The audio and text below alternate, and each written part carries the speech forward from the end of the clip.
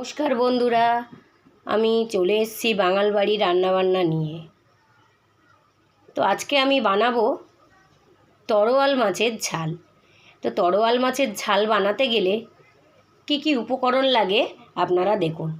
এখানে তো আছে তরোয়াল মাছ, কেটে ধুয়ে লবণ, হলুদ আর লঙ্কার গুঁড়ো মাখিয়ে রেখেছি।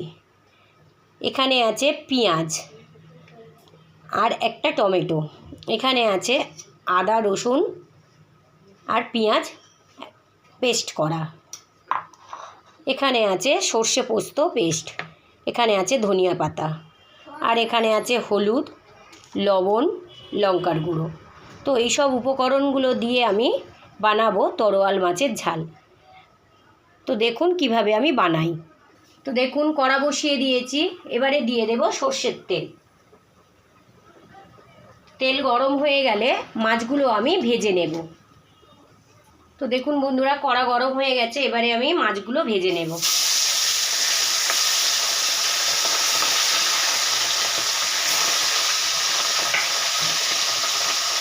তো দেখুন বন্ধুরা, এক পিঠ করে ভাজা হয়ে গেছে, এবারে আমি উল্টিয়ে দেব।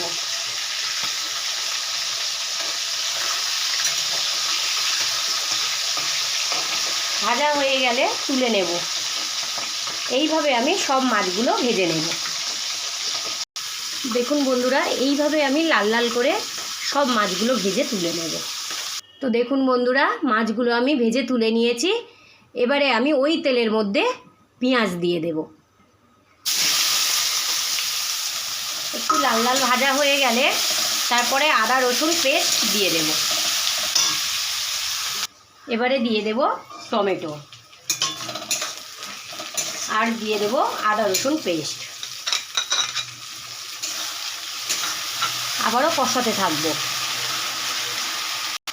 এবারে দিয়ে দেব লবণ, দিয়ে দেব হলুদ, দিয়ে দেব লঙ্কার গুঁড়ো,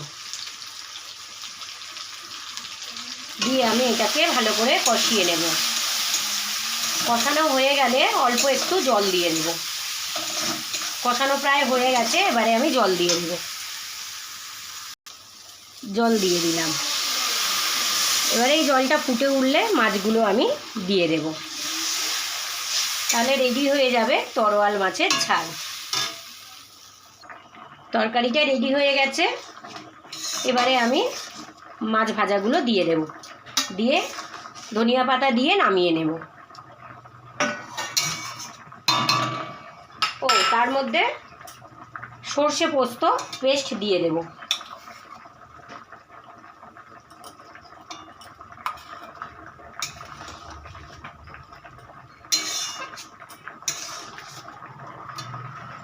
ধনিয়া পাতা দিয়ে দিলাম।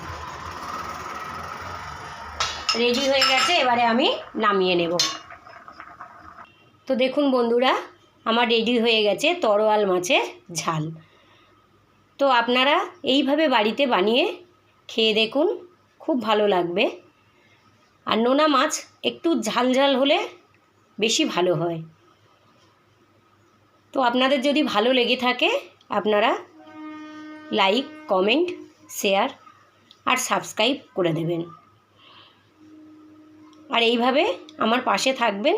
আমি প্রতিদিন ভালো ভালো রেসিপি নিয়ে আপনাদের সঙ্গে শেয়ার করতে পারি।